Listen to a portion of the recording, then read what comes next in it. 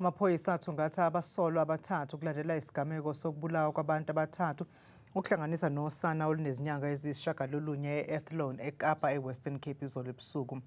Amaphoyisa athole abesifazane ababili abaneminyaka engu-25 no-36 ubudala kanye nosana benamanxeba okudutshulwa emzini wase-Sunbird Court e-Athlone. Umphakathi wase-Bridgetown e-Athlone uthi usashaqekile futhi uhlalele uvalweni ngemuva kwalesigameko.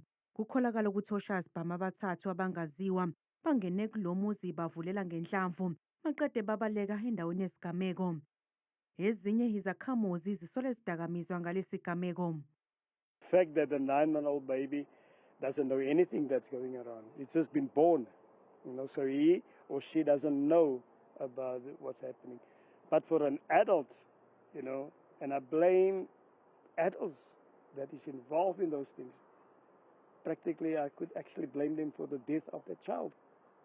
Because if they did not allow the house to be open for drug using, if they did not allow that, it could have been different. Izakhamuzi zifuna ubulungiswa. Ours is simply just that we want these shooters to be hunted down like the dogs that they are. Because how else do you explain these kind of incidents unless it's done by animals? And these are what these guys are. Lesi gameko senzeke ezinsukwini ngaphambi kokujutshwa kwamasosha ukusiza amaphoyisa ukubhekana nobugebengu okunodlame namaqembu emgulukudu eWestern Cape. I don't know whether that will help. Because bringing in the army is not going to do justice to anything. It's going to be more of a waste of money. The only thing to me that will really assist and help would be civilians.